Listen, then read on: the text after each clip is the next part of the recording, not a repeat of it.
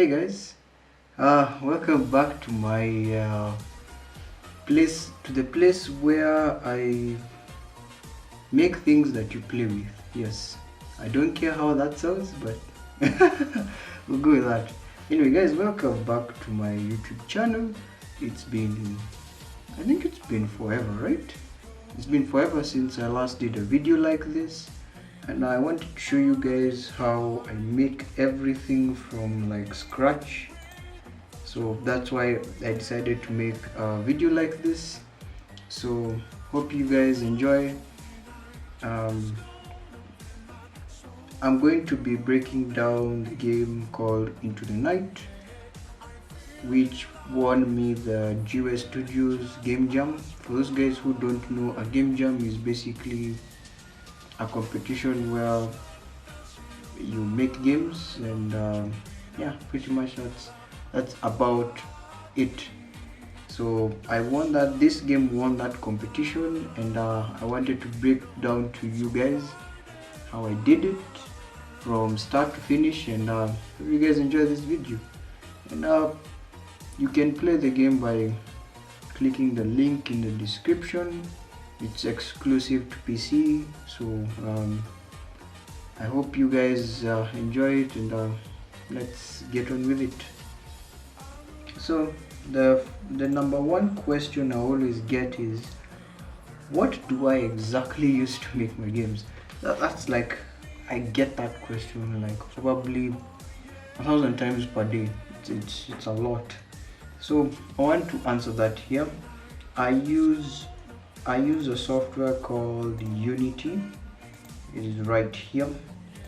It's basically a game engine. So before I continue, a game engine is like a tool that helps you make games. It's basically like a farmer, but now a farmer has a tractor, a hoe, oh god, a hoe, and a djembe, I presume, yeah. So those tools help him farm crops. The same way game engines help developers make games. I think that makes sense now. So I'm going to break it down to you how I did it. So the first thing I had to do was, let me just start up Unity here. I had to decide what type of project I'm going to make, because Unity allows you to make a lot of projects that if you just don't know, you might end up being confused. So Unity allows you to make 2D type of games, 3D type of games, or 2D just means you can see only two sides of like the game, and then 3D means you can see all around you. So the thing that I used is called the high definition render pipeline, and basically what that does is just hypes up your visuals, and it just makes your game look super realistic. So that's what I use to make my games, in case you're wondering how I achieved this look. So this is the entire game I wanted to show you. The first thing I had to do was I had to make some elements and some assets. Some of these assets I didn't make them myself, because we had like a time period of like 1 week, you know. And yeah, you have to do everything yourself. So I got those assets, and basically I assembled a house together, and this house is actually in parts, in bits. So this couch is one part of it, this plant, this table, the bed, like they're all in parts, and what I did is just assemble them together. And what Unity allows you to do, you can move these parts around, you can mess around with anything you want, and that's what I like about Unity. You can bend the rules.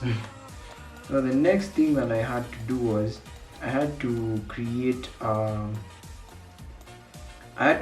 character, and here's the character right here. I can maybe I can maybe show you, maybe I can add a source of light so that you can see him properly. Let me just add a light. Yep, there you go. Hope you can see him. Oh yeah, lighting has a lot to do with the game. The only reason why I used a little bit of lighting is to create that dark horror atmosphere. Oh, this is a horror game. I even forgot to mention. This is a horror game. So I'm just putting the light so that you can see the character. So this is the character I designed. And the next thing I had to do also is I had to animate him to make the character feel lively. So I created a range of animations.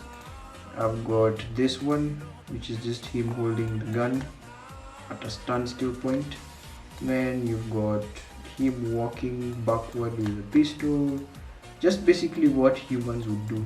Walking, then you've got walking, the same, just things a human would do. And then now I had to make sure that whenever you press a button, it actually plays the animation and makes the character move. So I wanted to show you before that how I animate it. So basically it's just keystrokes of moving each and every leg and then recording that action. So as you can see from here, it's just keystroke after keystroke, just moving this leg up and down until you get some kind of motion, and then recording it and then replaying it. That's just basically what I did to the animation. And the next thing I can show you is how it actually works, because I guess you guys want to see how it works. So this is what the final thing kind of looks like. Yes, I'm sure this is the final thing. So as you can see, it's a first person game. So what you're seeing is you're seeing through the eyes of the player, and this is what it looks like. So if I press the right button, you can see he moves right. If I press the left, he moves left. If I move forward, he moves forward. If I move backward, if I jump up and down. So that is what I made. That is what I was making with the animations. So I can show you how I connected the animations now to the keys on your keyboard. That's what I wanted to show you. So this is like the back end where logic sits. That was designed now. This is logic, so this is code. I use a language called C#. It's a very powerful programming language. I like it because it's fast. It's just easy to learn, and there's not much that's complicated about it. It looks complicated, but it's not as complicated as you would imagine it. So you've got a class here, and this class is what stores everything about your project over here. It stores like literally everything. So everything will sit on something called a class. Now the next thing you have to do is I had to now create some variables to tell the computer that this game object, a game object is just an object within the game, like this player. So what I did was I just had to tell them, hey, this game object is this right here. I just had to tell them, and you can see it's connected to him right here. So that's what I had to do. And then the next thing I had to do was I had to tell the computer, hey, if our gamer right here presses this button, then play the animation walk and move the character 5 steps or 6, depending on how many times you press the button. And this is just vertical, like up and down movement, horizontal, left and right. That's basically the thing. And then if he And you can also run if I press the left shift, things like that. So that's how I got to do it. And the next thing I had to do is I had to now make animations for, let's say, what happens when it picks up a gun, because in this game it's a shooter, so obviously it's going to pick up a gun at some point. So I can show you first how the gun works, and then we can go from there. So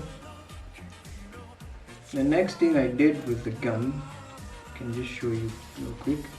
So when you press the E button, that's when now you pick up the gun when you're near it.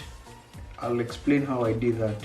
So basically, with the gun animation, all I did was I had to make sure that whenever you press, let's say, the right mouse button, it sticks to an aim. Whenever you press the left mouse button, it fires a gunshot. And as you can see, each time I press, it tends to pop like a recoil. So how I did that was, I can just show you my in the game. Let me just show you real quick how I did that. So how I did that was, I haven't opened this project in a while, so finding things is a lot harder. I know it's been a week, but it's the most messy project I've done since we were just given 1 week. Now, okay, yeah, I found it. So this is where I stored the animations for like the gun. Yeah, this is where I stored the animations for like the gun. And basically it's just the same way I did now with the hand, just that now you've got to move a separate, with the legs, just that you've got to move a separate section, which is the hands of the character, this hand's right here, and then place a gun, of course, on top of it. So I can just show you where is pistol? Can you guys see pistol? Wait, oh, you can't respond to me. Let me try and find pistol. Yeah, I think it's, where is it? I think it's gun. Don't leave it as gun. Sorry guys. Oh, I think so, yeah. So I think it was this one, yeah. Was this one to be specific? Or this one here? No, it was this one. I actually found it. Yeah. So basically what I did was I can just drag this and just show you how that animates. So I just took out the section of the hand and ensured that it just animates whatever I want. So for example, you can have run, you can have shot. Basically it's just the same thing. You take the hand, and then you open this animation tab, and then basically you're just moving the hand up and down to create that animation while pressing this record button right there. And the next thing I had to do, of course, there was gun mechanics. So basically, if you fire a weapon, it should allow you to, it plays the animation, and then there's more stuff that it does, which I'll explain later. So the next thing I had to do was I had to also ensure that there was some sort of gun mechanics, because after it shoots, then what next?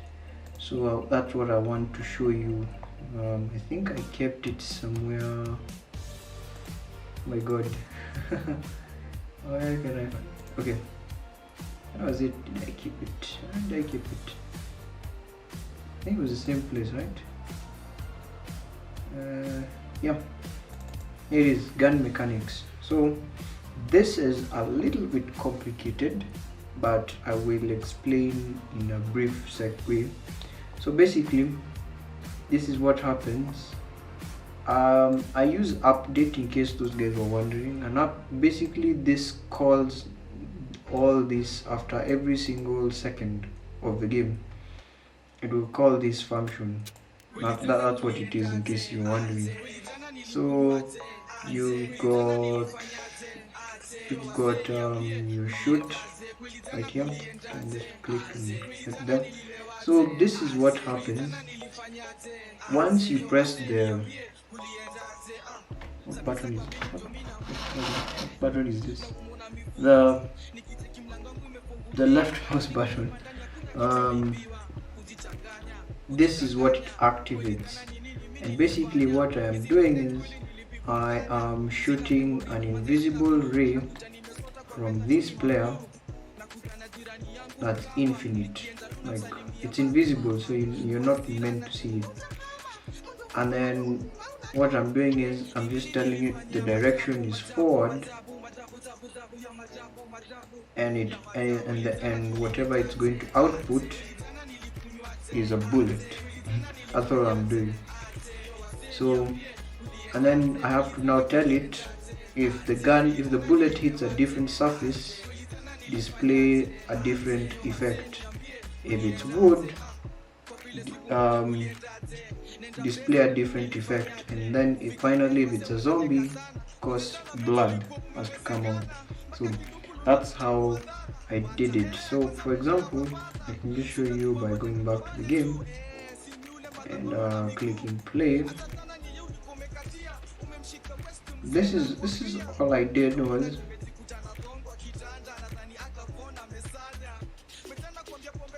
you can go and pick up the gun right now. So basically, if it shoots and detects a surface, it should, like, you get, it should like remove a concrete kind of like effect, as you can see. So that's what it is. And the next thing I had to do, of course, is design the enemy. And the enemy, where did I store the enemy? The enemy is basically the zombie, in short. Now here it is. So this is what my zombie looks like. The ugliest thing on earth. So the same thing I had to do, I had to like animate it over here, like attack. When it runs out of lives, it dies, and then you idle, and it can also punch you. Yeah, things like that. And this is the same principle that I used, just moving the part of the body up and down so that you can get that effect. Then the next thing I did was I just put some logic under the zombie, as I can show you. So basically, the zombie is supposed to come out of nowhere. That's the idea. Spawn out of nowhere and suddenly scare you, because it's a horror game. Of course, I've got to scare you. So this is how I did it. If the player walks through a certain point, it's supposed to trigger an event, and the zombie will appear, and then it will play some scary sound, and the jump scare will occur, and the zombie will attack you, and you have to shoot it down, or otherwise you die. So that's how I did it. So I guess I can show you how the entire thing came to play, and yeah, hope you enjoy it. Hope I don't get scared, because it's supposed to spawn randomly without me knowing. Okay, so I also had to add a few sounds, like you can hear the walking. Hope you can hear the walking. So as you can see, I had to do a lot of detailing, and I'll explain. So I had to do a lot of detailing, as you can see. I'll explain the detailing in the next section. First I have to show you how the zombie triggers. So I think it appears anywhere downstairs also, I think. Oh yeah, then it appears, and now I've got to shoot it down, and as you can see, the blood effects that I was telling you, like when you shoot the zombie, there's blood that comes out of it. So that's how I did it. Oh, we died. I don't know how. I think I found a bug somewhere. Well, so yeah, that's how I pretty much did it. So we're going to wait for the agent to load everything else. Take some time. You can comment and tell me what you guys thought about the game. If you loved it, hated it.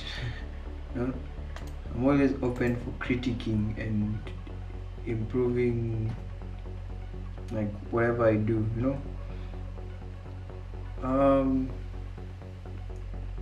So now, wow, yeah, these are the problems I encounter. As you can see, it's just okay, it's back. All right, okay. So now the next thing I had to do, people were asking me how I get these visuals to look like this. Well, it's a process, but I'll explain it to you. So you've got this thing called post processing, and I want to go to it. I'm just struggling to find things here. This project was very messy, that's why I'm kind of struggling to find things. Where did I keep it? Where did I keep it? Let's see. Post. Oh, there we go. Found it. Okay. So I just named it. This tactic is called post processing. This is actually what makes or breaks the visuals in a game. So you've got a lot of effects. If I turn it off, you will notice the difference. See, without post processing, it just looks plain. With it, it gives it some kind of atmosphere. So I'm just going to explain a lot of this. There's ambient occlusion. Basically, what it just does is just improve your shadows depending on how dark you want a scene or whatever. You can have it extremely dark or extremely light the way you want it. And then this color grading is one of what gives it the HD high definition. So it makes it look more filmic or cinematic. So if I turn this off, you notice it doesn't look as cinematic. And here you can adjust saturation, contrast, or how deep you want the colors to look. You can either have it no contrast or extremely contrastful, but I like to keep it medium, nothing too crazy. And the next thing I had to do was I had to add this is actually one of the best things to ever discover. It's called screen space reflections. So basically what it does is any form of like light and reflection, it's going to compute that value and simply just make logic out of it. Like as you can see, the lights are bouncing off here, they're just refracting, and gives it this extremely beautiful kind of thing. Excuse me for having a dirty toilet. I don't know. So that's what this is for. And then you've got the vignette. This basically just makes the scene a little bit more darker. It's basically like ambient occlusion, just that you can exaggerate it basically. But I keep things on the medium. And then the next thing I did was adding lights. But then lights is what makes a game look beautiful. Your lights are like the most important thing. They just make the scene look more vibrant, and yeah. So I just put lights. Lights is just simple. Unity comes with its own lights. You can have different variants of lights here. So that's about it. And yeah, this is how the game came to be. I recorded, basically I just recorded a few cutscenes by moving the camera around. By the camera is what you see in the game. This, I just did that by moving this around. Oh, let me just move it and I can show you. I just did that by moving this around and then recording that movement, so that it gives it that kind of thing. I can actually show you what the final thing looks like, the final cutscene. This is what it looks like. So I hope you guys even can see. Can you even see, you guys? Basically just moving and messing around with camera angles, and yeah, that's how this cutscene came to be, in case you're wondering. I'm not going to play all of it because, well, spoilers. And yeah, so that's how I made the game Into the Night. And I also added something else before I forget. I allowed you to have different graphics settings. So like now this is on medium. You can imagine it looks this beautiful and it's in medium. So you can have high, very high, and ultra is now like the cream de la cream. As you can see now, everything looks much more cleaner. The reflections look much more reflecty. That makes sense. You can see, yeah, that's how I make the game look beautiful. It might take a bit of work for you to make your game visual, but once you get that right, everything else in a game is sorted. So this took me around, I'd say maybe 4 days. Yeah, 4 days to make this. Was it too hard? Not really, but I really enjoyed it. I really thank Jiwe Studios for doing something like this. I should probably enter more game jams. This was actually fun. Yeah, so I think I covered everything, unless I forgot something else. I don't think I forgot anything else. If you want more explanations, you can let me know in comments if I forgot something else. And yeah, but this is how simply the game was made. So I wanted to also tell you guys, you can join me in making games. It's a fun thing, you know, making things that people play with. It's fun.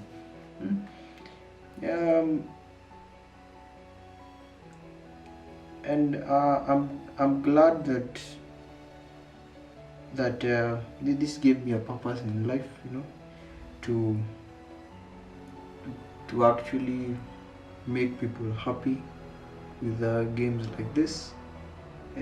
It's quite amazing, and to think that I started in my bedroom is quite crazy to even think of it that way. You know, it's just, I just get this feeling like as you guys can see, you can see sparkles in my eyes whenever I talk about games. It's like this industry has just given me a lot of like doors, and it's quite amazing what you can do by yourself. It just taught me a lot of things that I didn't think I would learn.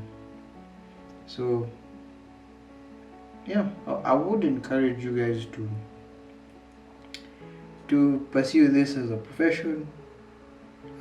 Please don't only do it for the money. It's very lucrative, but please don't only do it for the money. You shouldn't do things for money.